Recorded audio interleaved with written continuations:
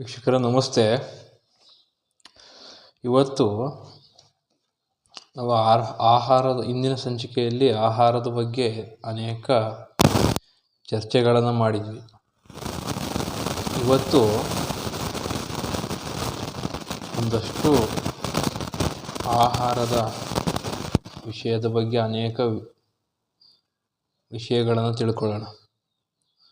ಆಹಾರ ಅಂದರೆ ಏನು, ಆಹಾರದಲ್ಲಿರ್ತಕ್ಕಂಥ ವಿಧಗಳು,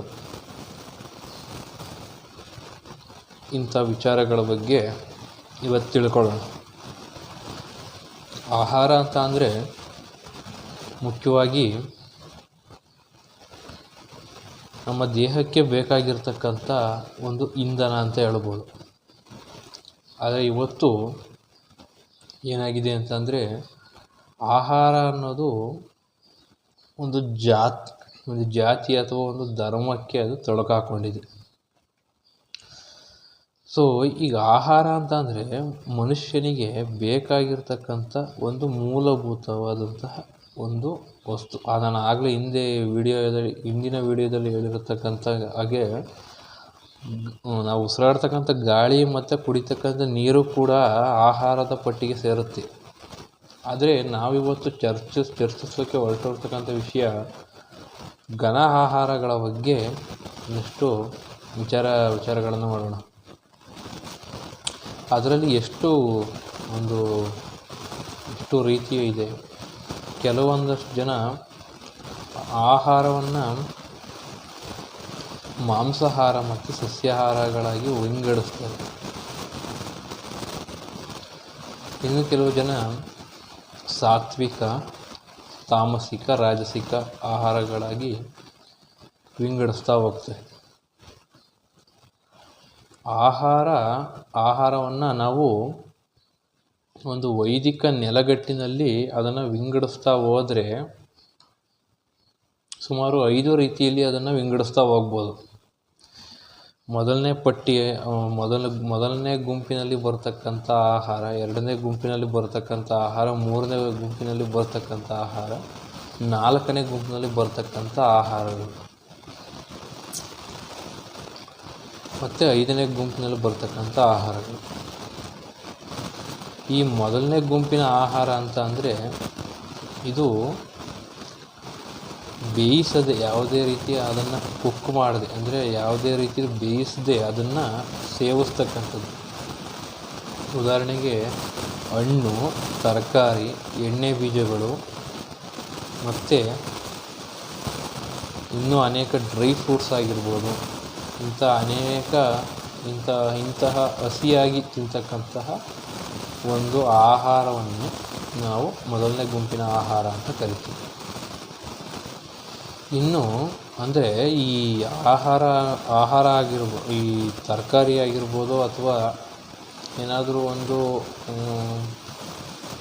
ಅಥವಾ ಕೆಲವೊಂದಷ್ಟು ಜನ ಏನು ಮಾಡ್ತಾರಪ್ಪ ಅಂತಂದರೆ ಹಣ್ಣನ್ನು ಕೂಡ ಕೆಲವೊಂದಷ್ಟು ಜನ ಬೇಯಿಸ್ತಾರೆ. ಆ ರೀತಿ ಬೇಯಿಸೋದ್ರಿಂದ ಕೆಲವೊಂದಷ್ಟು ಆಹಾರ ಅಂಶಗಳು ಅಲ್ಲಿ ಪೋಲಾಗ್ತಕ್ಕಂಥ ಸಾಧ್ಯತೆಗಳು ಯಥೇಚ್ಛವಾಗಿರ್ತದೆ.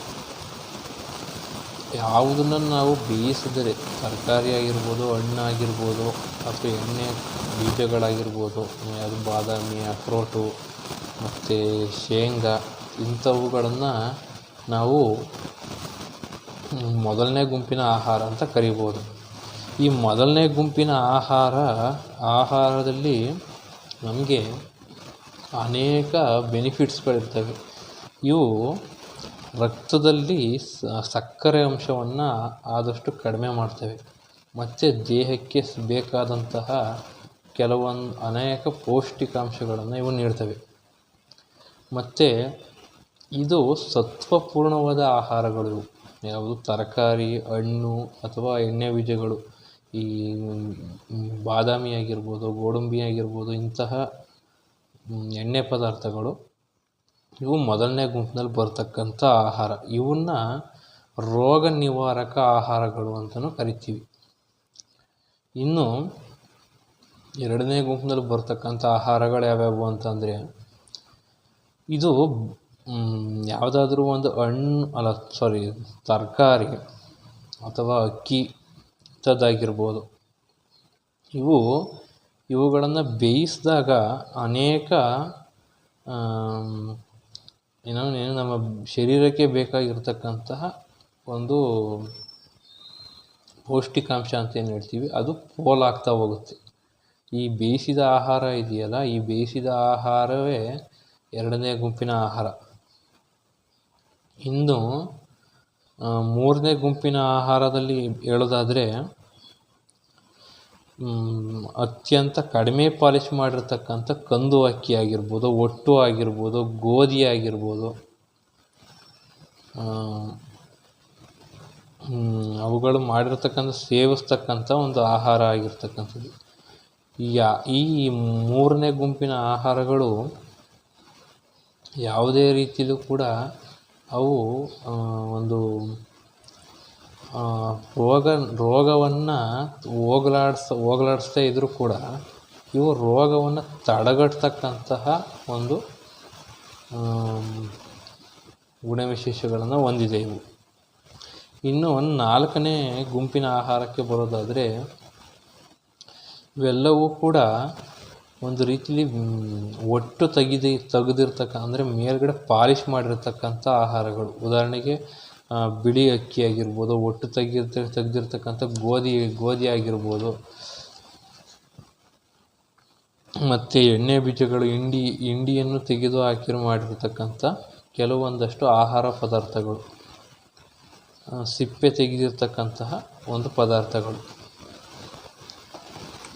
ಇನ್ನು ಐದನೇ ಗುಂಪಿನ ಆಹಾರ ಅಂತಂದರೆ